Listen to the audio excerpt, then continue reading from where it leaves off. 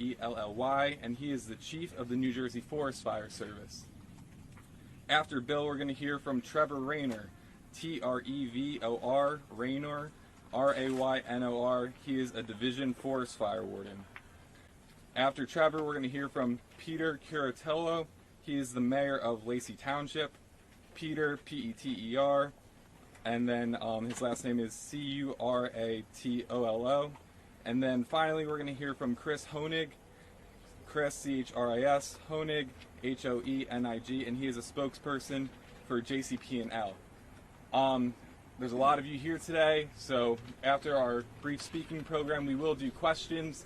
We're going to keep it orderly. We're going to start on my left and move this way. Without further ado, Commissioner LaTourette.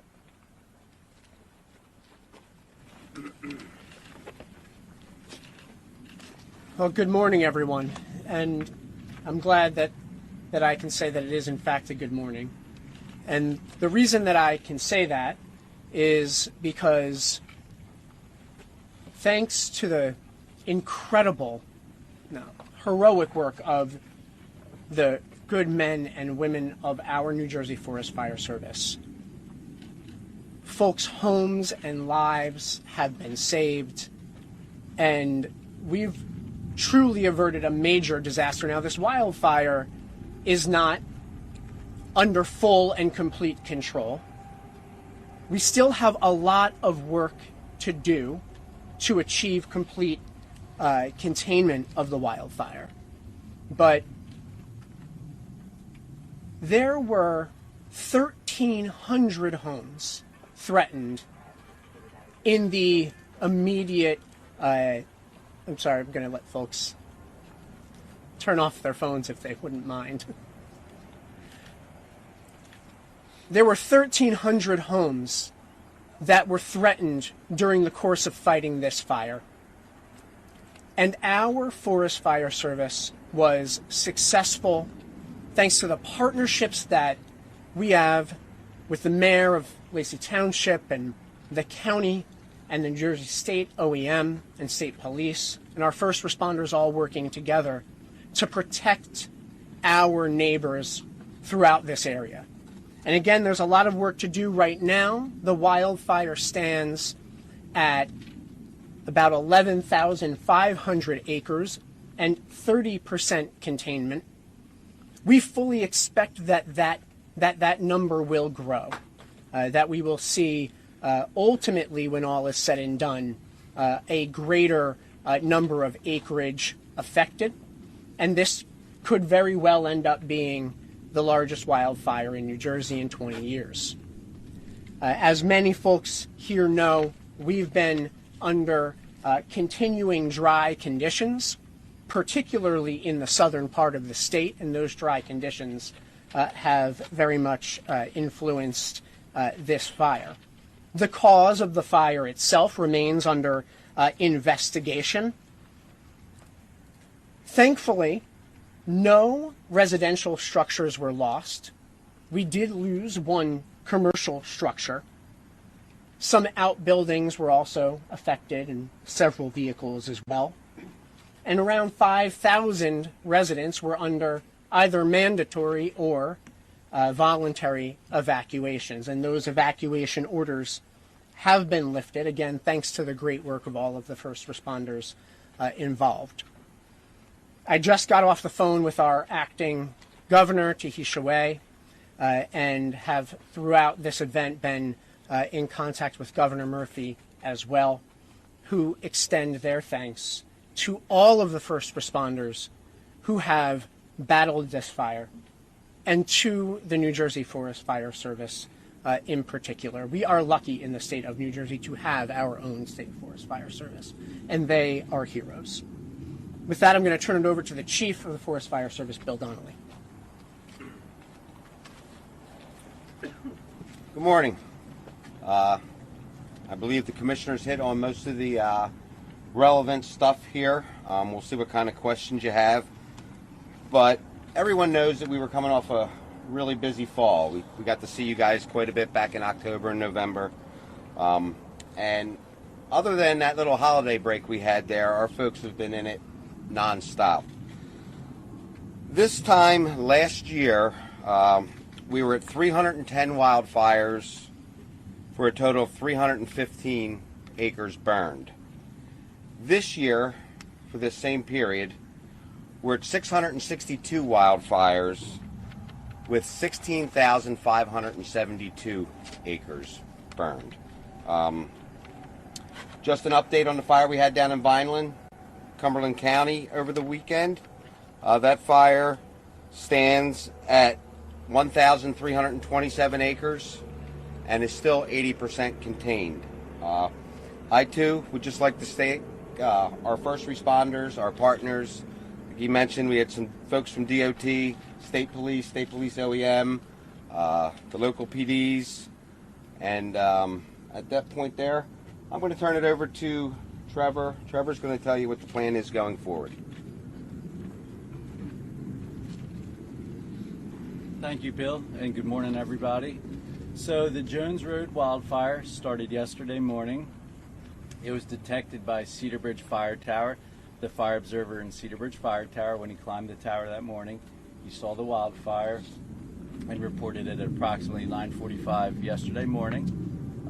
We dispatched resources right off the bat. They arrived on location. The wildfire was about 10 to 20 acres upon arrival, and we had resources there quickly. We dispatched aircraft, and even with a big show of force to contain this fire, it still grew to be a large wildfire. So our initial attack efforts failed because of extreme fire behavior, dry, droughty fuels, spring fire season, windy, low RH, which is relative humidity. So we had difficulty containing it to our initial box where we tried to keep it in to prevent it from spreading. That initial box failed. We went to bigger, more substantial roads. That failed. We eventually went to the Garden State Parkway. It grew out of our reach there and eventually burned to Route 9 and became the fire that we see it is today. So a lot of hard work, a lot of aircraft, a lot of moving parts, a lot of fire trucks out there, and these relationships and these cooperative agencies that we rely on so much. So they're really important to us.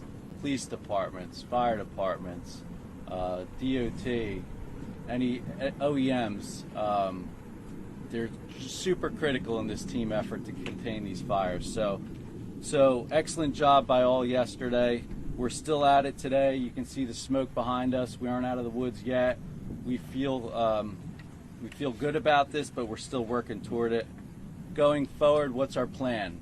So our plan is to get people back home, get roads reopened, and knock that smoke down. So we're going to do that through mop-up and patrol. We've got approximately 100 firefighters on the fire line today, and they're out there working really hard, squirting out water along the parkway so there's no smoke on that morning commute or evening commute. They're putting out stumps and logs around homes so that there's no smoke and they can open their windows and their homes are safe and they feel safe. We understand the evacuations were very disruptive. We'd like to thank the public for being understanding and patient with us. So thank you to the public. We're going to continue to knock back the smoke, reopen the roads, reduce the traffic. We're continuing damage assessments as we speak. The utility companies are getting back in there. We're working with them to re-energize power lines. All the evacuations have been lifted, and there only remains Route 532, which is Wells Mills Road, closed, and Bryant Road, which is a local forest road, is currently closed. Thank you. Mayor?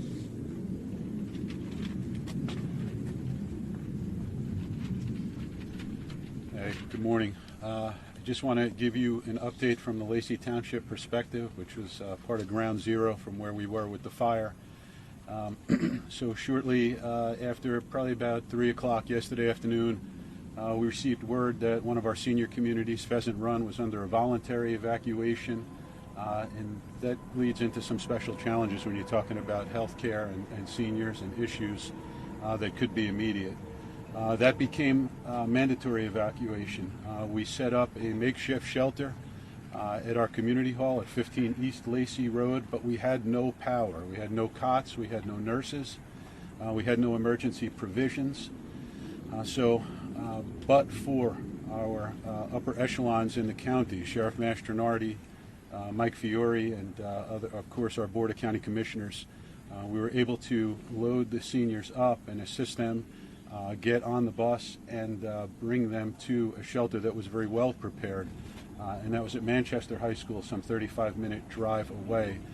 And just so people know, as of this morning, I got a report from Sheriff Mastronardi, Ocean County Sheriff, as about an hour ago, not one single family home was damaged. Not one person was injured. There has not been one loss of life as about an hour ago.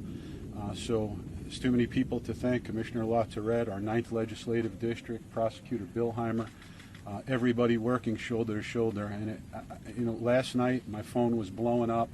Every local mayor, township administrator, Deputy Mayor Menashe Miller, Mayor Bacchione of Berkeley Township.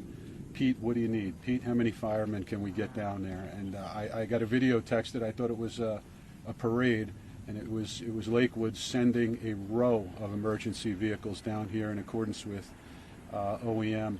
Our police and our fire have worked in such tight unison. I am absolutely in awe of them.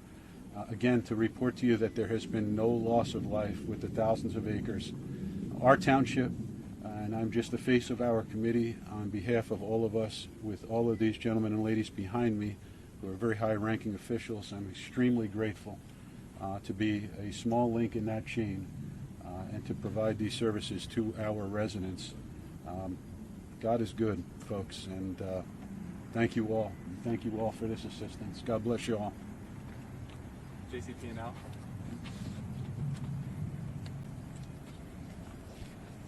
Good morning. First, we'd like to thank our customers for their patience and understanding during this event. We recognize that any power outage is challenging, and in a situation as stressful as this fire and the past 12 to 24 hours have been, we really appreciate their patience and understanding. We also want to recognize the Forest Fire Service and their fire command. We work with emergency management personnel on the municipal, county, and state level every day. We've been in close contact and coordination with the fire command since we were notified of this fire early yesterday.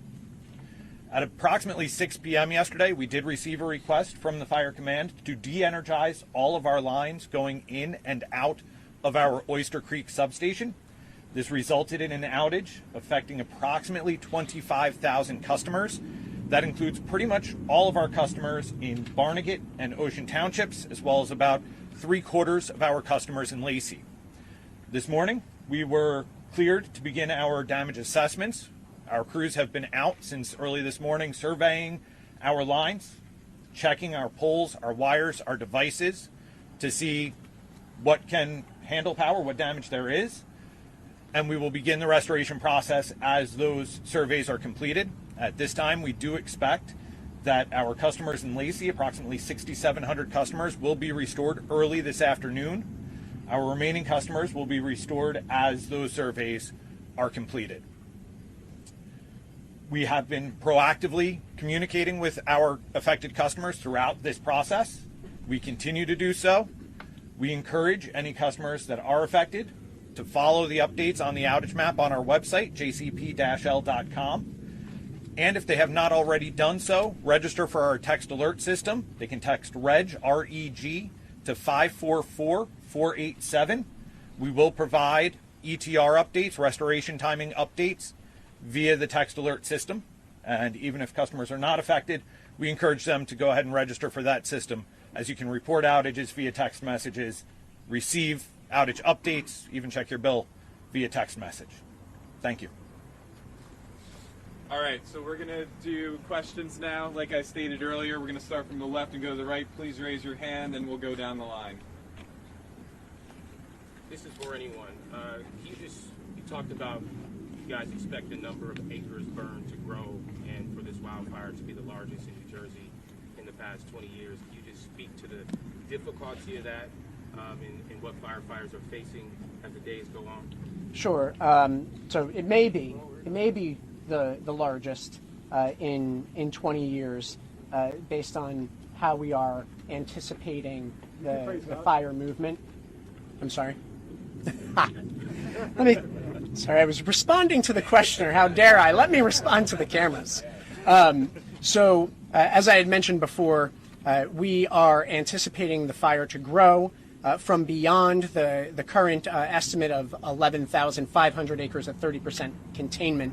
And that is because this is still a very active fire.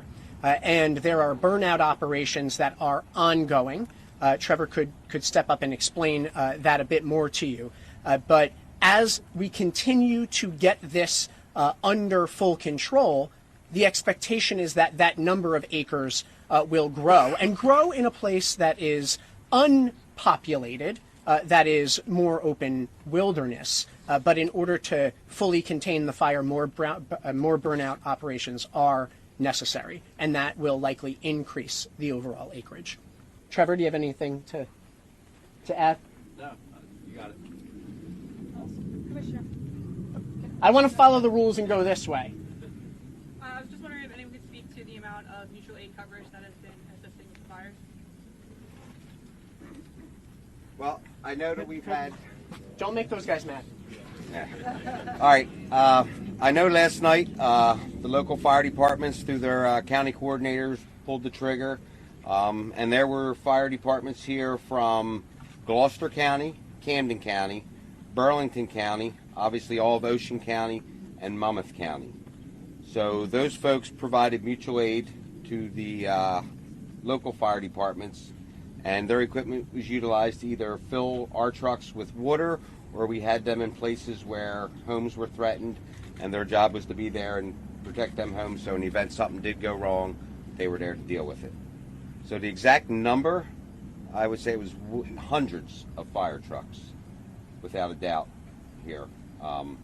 Everywhere you looked, there were resources from counties throughout southern New Jersey.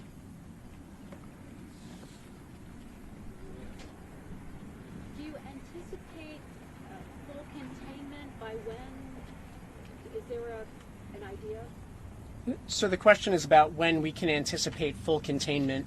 The expectation is that this fire will burn for a couple of days, and we don't have an exact timeline to reach full containment at this particular moment. Trevor or Bill, did you want to offer any potential estimates of what you think based on your past experience? Well, based on the weather that we're dealing with right now, humidity's down, and we have these breezes, temperatures are up. I do believe this fire is going to continue to burn, especially in some of the low areas, up probably until we get some precipitation. So based on the forecast, it looks like Friday night into Saturday, which realistically is only a couple days away. If that does in fact hold true, I tend to believe that we should have this fire contained by the weekend, as long as we get the precipitation that's forecasted.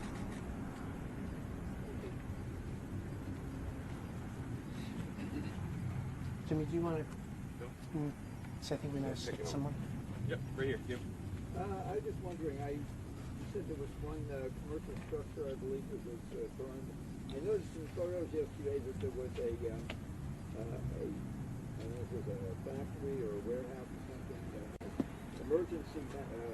emergency equipment for fire protection.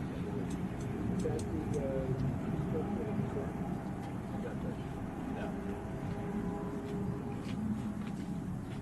Yeah, I can answer that, sir. So that was in the southern part of our town, Lacy Township, in the industrial park. Yeah. And that was Liberty garage door and awning. It's completely destroyed. It's on Old Shore Road. So I surveyed that damage with our administrator, Lorray, this morning. But thankfully, there were no injuries. And as I said earlier, correctly, none of the single-family homes were destroyed. So we had zero loss of single-family structures, and we have a lot of timber structures, very few brick structures in our township, so we were very fortunate. But that down there, in that part of the industrial park, the fire came right up to the back of the industrial park and it took out that building.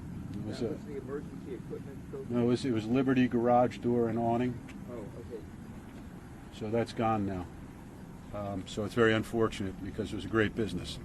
But does that answer your question, sir? Yes, Thank you so much. We have crews that have seen like small fires along the parkway over by Waretown and Fork River. Is that something that we're kind of watching? Anything that could get in the way of drivers or? Yes, it is something that we're watching. I'll ask Trevor to come up and explain operationally how that's being handled, but it is being watched throughout the day, and folks are responding to those reports. While I was on the aerial surveillance flight this morning, I could hear all of the first responders overhead responding to those individual incidents as they're reported. Trevor, do you want to explain that a bit more? Sure, thank you, Sean. So yes, we are mopping up along the parkway. So what that means, there's lots of embers, lots of trees on fire that might have been dead in the past, so they might be more on fire than others. So they're no threat to the line, they aren't a threat to containment, but we are actively out there knocking down the heat, knocking down the smoke, so that along people's commute, that it doesn't disrupt them. There's not going to be any traffic concerns or road safety concerns. You talked about several failed measures in the beginning when the fire first started. How unusual is it for that to happen over and over again? And is that directly attributed to the weather and then the difference we saw yesterday? So this fire, it was a dangerous wildfire moving quickly. It's pretty extreme conditions right now. Spring fire season, April 20th is about the peak of spring fire season. And here we are at the 22nd. It started, today's the 23rd. We're ready to peak. It doesn't get any worse than this date in history in New Jersey. So that, coupled with the drought, coupled with the low humidity, winds, nice sunny weather, it just made for a difficult firefight. Commissioner, there's been some criticism from members of the community about what they say is insufficient information. How are you all informing the community as to what was going on, and why are we just having a news conference now? So I want to just backtrack a bit to Trevor's explanation of this fire. This fire was incredibly dangerous, and particularly in the late afternoon and into evening hours last night. It would have been a mistake to invite the press into that environment, and our focus needed to be, in order to save lives and property, on the immediate response, in coordination with the county of Ocean, in coordination with OEM, and through our outreach channels as well.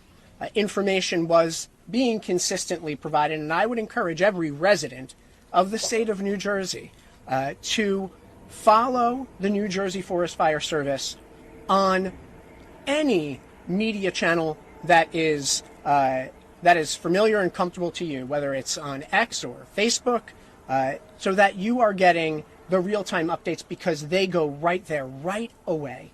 But no, a media briefing was not offered last night. It frankly wasn't safe for us to bring folks into that area. And to relate back to Trevor's point about the behavior of the fire, its heat and its activity, this being peak wildfire season, as the Forest Fire Service plans its approach to containment and to suppression, there's a strategy of, can we stop the fire at this location, and if that is unsuccessful because of the fire's behavior, we adjust course so as to contain it at another location. Would be the way to describe it. Sometimes that's in accordance with fire breaks that exist. Sometimes that's in accordance with roadways or water bodies that provide a natural fire break. But as this fire was behaving very actively and fiercely, it was effectively throwing itself, meaning that from the main fire on the west side of the parkway, winds were carrying embers that landed in another spot, creating a flanking fire. And so folks may have experienced on the ground the existence of multiple fires. It is all a piece of this wildfire, but those conditions of the throwing embers, of the spotting, would cause us to keep our focus on containing those conditions and providing updates through the media channels that we do. But when you say real time, the one last night was at 11 p.m. and so that's where the criticism came from, that they didn't have anything overnight until now from the New Jersey forest fire. Yeah, I understand. I understand that reflection. In the early morning hours, we're up in the air surveying once we have the daylight to be able to provide the best information. As of around 7 a.m., OEM was providing updates about the sheltering through its media channels. The Garden State Parkway opened up around 5:30. Those pieces of information were being provided as they were available, as those decisions were made. With respect to the overall, here's the number of acreage, this is the containment, we've got to get out and do those investigations while we have the daylight. And so this is a function of that. Yes. You said this could be the largest wildfire in what was the acreage burned in that previous fire? In 2006, Bill, do you want to share?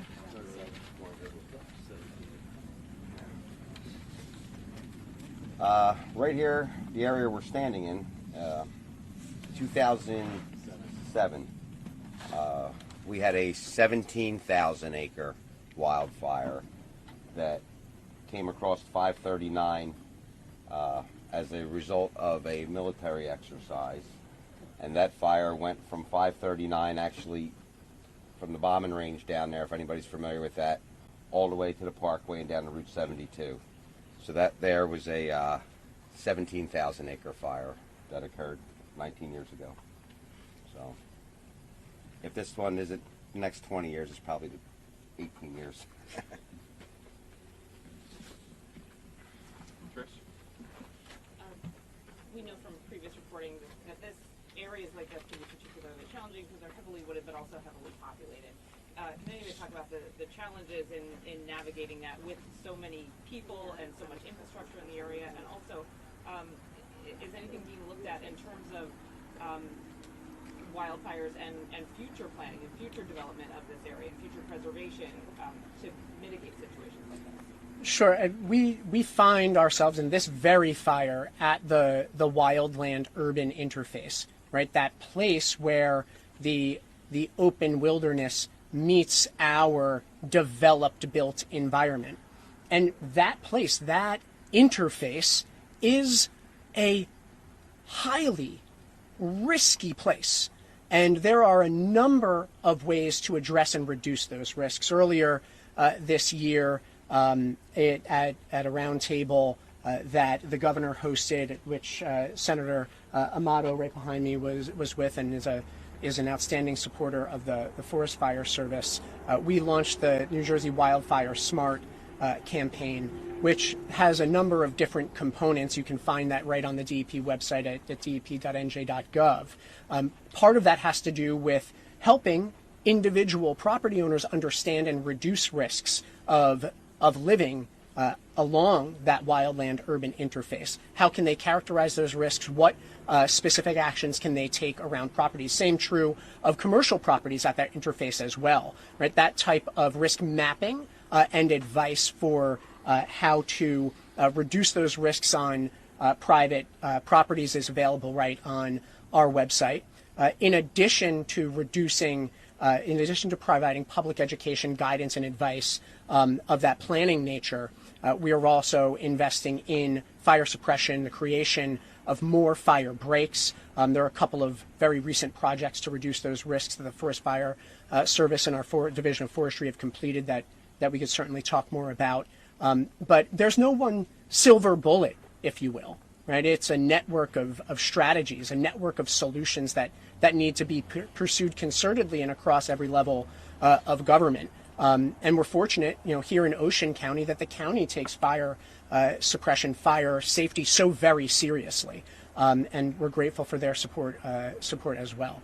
I don't know if Assemblyman or Senator, if there's folks from Ocean, and folks or points you want to share on that from a county perspective.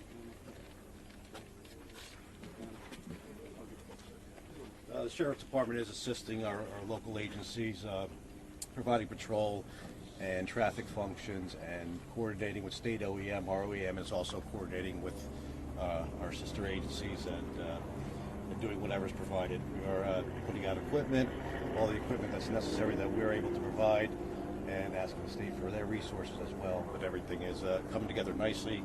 Can't commend the efforts of the firefighters enough. It's just been a tremendous response from the state, and all our local volunteers have been phenomenal. And the fact that there's no loss of life and no loss of homes and residential structures is just a phenomenal compliment to their efforts on the scene. Thank you, Sheriff. Wayne? Did the total number of evacuees exceed 3,000 as listed last night? And then for JCP&L, forgive my ignorance on this, what was the need to cut power? Like, what would the danger have been to leave it on?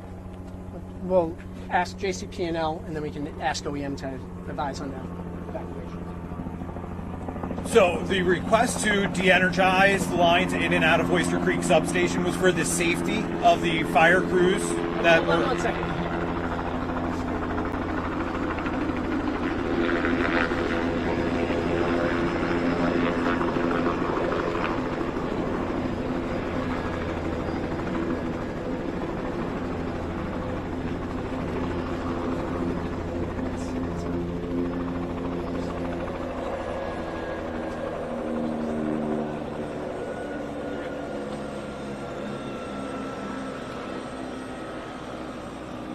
Noise level okay? All right. So the request to de-energize those lines in and out of Oyster Creek substation was for the safety of the fire crews on the ground. Those are high voltage lines that go in and out of that substation. So we went ahead and de-energized those. That also meant then that the feed from Oyster Creek to substations in Lacey and Waretown was cut, and those substations didn't have power as a result. Safety is a top priority for us, so this restoration process and the timing of restorations are built entirely around safety. We need to make sure our system is safe. We need to make sure that even once our system is safe, the area that we are re-energizing is safe, that we are not putting fire crews at risk, we are not putting our crews at risk, we are not putting the general public at risk by energizing the lines. At risk of what? A live wire falling on them, basically? Live wire coming down, just the electricity is a very dangerous, object. That high voltage lines have a clearance field around them. So just making sure that all clearances were safe, that everybody's able to operate and do everything they need to do to prioritize the suppression of the fire and not have to worry about the lines that are there. All right. And the total number of evacuees, anyone? Yeah, so right now, between Lacy Township and Ocean Township, Waretown, the total number of evacuees is approximately 5,000 people. So as soon as things are under control, we're going to transition those folks back safely to their home. We'll have transportation provisions made for them. And the situation is we are continuing to communicate with our people. I would caution our people, our residents, within earshot of my voice, our voices, and eye shot of our faces, follow the directions of your OEM and your police, and not the social media rumors, because that oftentimes causes confusion. I have had some internet issues at Town Hall. We are working on preparing a statement that will be posted as soon as possible. And I credit also our chief of police. In every storm event or any event like this, do due diligence as town father to call the infirm, call the immobile, call seniors that need help. We've done that. And I know some of our officers have even gone door to door. So again, for DEP, the 9th District, our commissioners here in Ocean County, appreciate the help. We can't do it alone in our zip codes, and just very grateful to everyone here. Thank you. Yes, sir.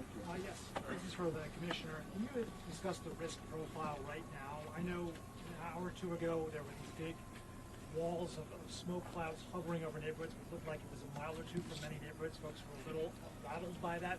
What's the risk profile right now? And then B, what exactly are you doing at this moment on the ground? Sure. I'll invite Bill and Trevor up to talk through some of the operational perspectives so that you can understand what those considerations are, the backfiring operations that are going on, the suppression activities as we get reports of concern like what you're talking about. At about 9:45, the administrator of our Forest Fire and Forestry Service, Greg McLaughlin, and I took a surveillance flight.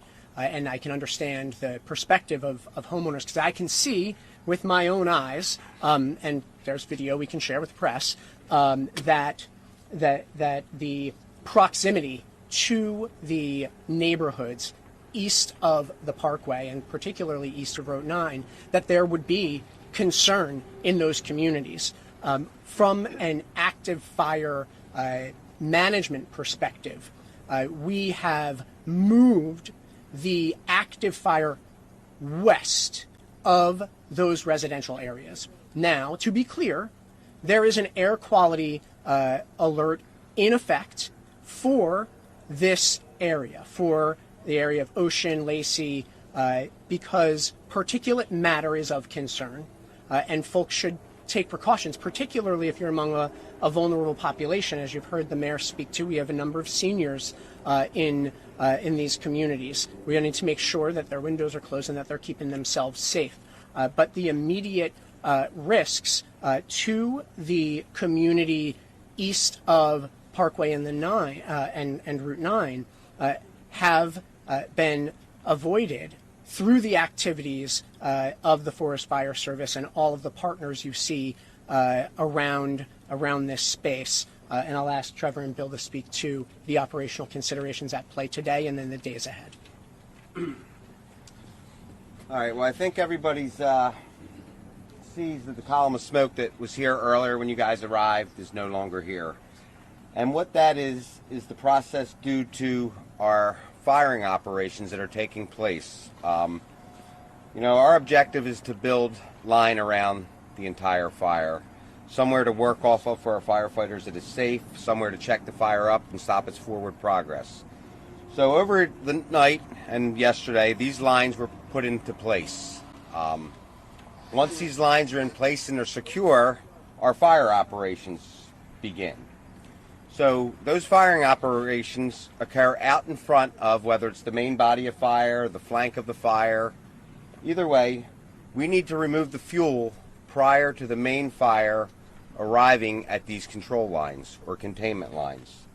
And what you saw this morning was the actual main body of fire working in the direction of our control lines where we had some fire lit, burning back towards the main fire, consuming the fuel ahead of it, and therefore, if you look out there, you'll notice that most of the smoke is gone, which is a good indication, because what you see today where it goes from a lot of smoke to no smoke, yesterday was just the opposite. We went from a little bit of smoke to look like the world was coming to an end. So based on what I'm seeing here today, we've been standing out here for a little while, but I am extremely confident that the folks out there are making substantial progress.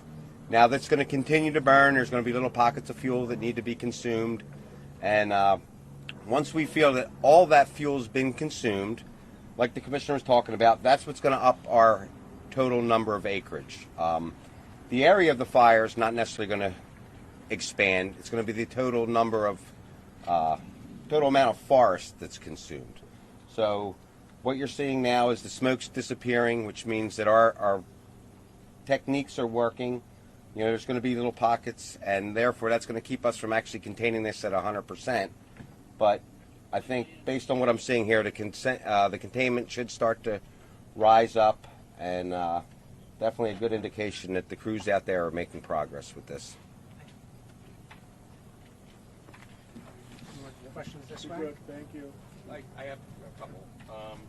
So I think that you addressed that there have been no loss of life. Is there anybody at this point, though, however, that is at least unaccounted for at this time? No, not that I am aware of, Mayor. No. And none is reported by the mayor as well. And then I have two follow-ups. I think you might have addressed this before, Commissioner, but I thought I overheard somebody ask about the Parkway. Is there still a chance that the Parkway could be shut down again?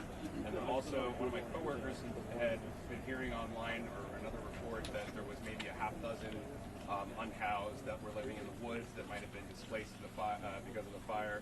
Can you confirm that as well? And if so, can you elaborate a little more on it? I'll ask Trevor to come up and identify any issues with unhoused populations or campers that may have had to have been evacuated. With respect to the Parkway, right now the Parkway is open. We're working on the movement west of the Parkway, as Bill just explained, and we're keeping our eyes on the area that is adjacent to each side of the Parkway as well as the median to make sure that anything that may pop up is handled immediately and doesn't become a greater problem. Is there any indication now that there could be a possible closure later, or is it at this point it's safe to say that the fire is enough away from the Parkway that it doesn't appear that could be the case? It would be irresponsible of me to tell you the Parkway wouldn't need to be closed if the fire suddenly begins changing its behavior different from what we see right now. You just heard the chief of the Forest Fire Service explain that he's confident with respect to the techniques being deployed and the wind direction and the wind speeds are in our favor today. So we're hopeful and we're confident, but I'm not going to tell you there's no chance because wildfire is risky, right? Really, really risky, and it can change suddenly. I'm thinking of the challenges between, it's already dry conditions already, and then of course the weather. What are the overall challenges as far as trying to figure out a cause right now? The cause is under investigation right now, actively. How challenging is it to try to get closer to finding out the reasoning behind the fire because of the conditions and just you're already dealing with dry land as it is, and then just a quick hit of rain recently. Yeah, no, the drought conditions in the state of New Jersey are serious and deeply serious, quite honestly, and particularly so in the southern half of the state. And that's only likely to that is likely to persist for months ahead. And the recent rains have been welcome, right? They've helped restore some reservoir and stream flows that we need for drinking water, but it hasn't solved for the dryness that has characterized this area and worsened in recent years. So that is a continuing risk. With respect to the investigation, I think that we can do multiple things at once. Look who you have around this space. The state police, the OEM, the DEP, and all its units, the Ocean County prosecutor, right? It is under active investigation. Sorry, I was going to say, can I piggyback off that? Can the forest fire say how you guys will go about determining the cause? Just next time. Okay, let's hold the question on cause. That way we get back around to everybody who's asked a question. I was just wondering if you could just address I had asked about any kind of unhoused populations in the woods. Can anybody elaborate if that's the case or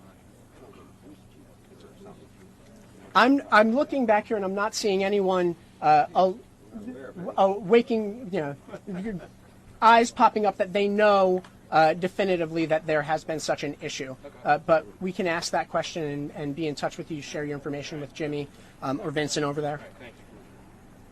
Amanda. Has the drought created any problems with accessing water to fight this fire? So with respect to the aerial suppression, we can have Bill and Trevor explain how that would work.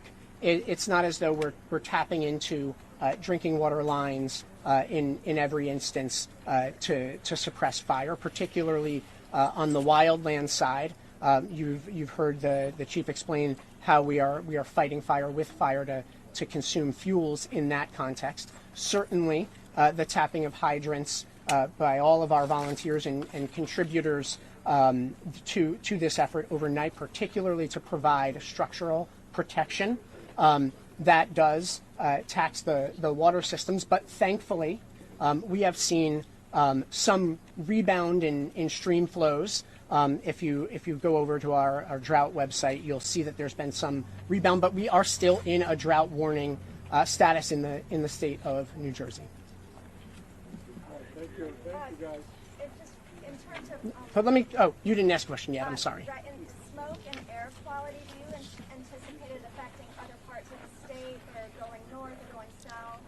So I think the best way to answer that question in the moment would say at this moment, what we're seeing northerly winds, right? And so the best way to anticipate whether it might affect you would be to go to, if you've got a smartphone, go to the App Store and go to Air Now and download that app, and you will be able to see real-time trajectories of wildfire smoke as it may change throughout the course of this burnout operation, which will be lengthy.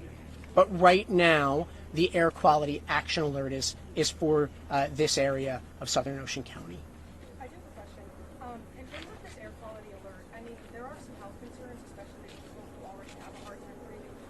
What precautions are you encouraging those? Yes, so I would, first of all, encourage folks to go to dp.nj.gov, and you will see a link right there to the air quality recommendations for individuals. Ocean County has also put out information to help guide its residents through all its local channels. These can be simple things about keeping the air in your car recycling as opposed to drawing in outdoor air, keeping your windows closed, not spending unnecessary time outdoors if you are particularly vulnerable, if you do have underlying pulmonary and respiratory conditions, seniors, young children, of course, as well. All of that information is available from both the County Health Department and the DEP. Thank you. And then I just wanted to ask Chief Donnelly if he can explain how you go about determining the cause of the fire and if you have a potential cause as of now. Well, as of right now, the investigation was set to start taking place here probably sometime around lunchtime. One of the things about Ocean County, it's a fantastic town, or county, I guess you would say, to actually do wildland fire investigation. Between cooperation between the local PDs, the county fire marshal's office, the prosecutor's office, and the Forest Fire Service, we have a wildland fire investigation task force. And those folks are well versed in investigating wildfires. So what they will determine is the area that the fire started. They will continue on to find the origin of why the fire started, the cause, and then depending on what that cause is will depend on how this is handled. But I'm very confident that they will come up with some sort of a determination, and once that determination is made and all their I's are dotted and their T's are crossed, we will make that information available to you. But as of right now, like I said, sometime around lunchtime, I know this task force was gathering up and going to make their way out there. You got to understand, a lot going on out there. There's a lot of moving parts, a lot of smoke, a lot of fire, things like that. So the cause of the fire is probably not going anywhere. These guys will be able to go in and determine it. But again, it's typically a hostile environment in the area where fire started and getting into where the fire actually originated. So that will be, they're in the process of doing that right now. So do they start where the fire originated, or how do they determine out of that? Well, they will determine that based on where the fire came from, right? They'll use basically their fire behavior education, determine how the fire behaved, and then track it back where the fire came from based on some indicators and things like that. That'll allow them to see where the fire came from and where it actually originated. Can you confirm, though, whether there's an investigation as to if it was like an unattended campfire or something? I want to be clear about one thing. You are asking questions of multiple law enforcement officials, and under absolutely no circumstances will we tell you the details of an ongoing investigation. So, but stay tuned. We do investigate, and we figure out what happened, and we take action if such action is warranted.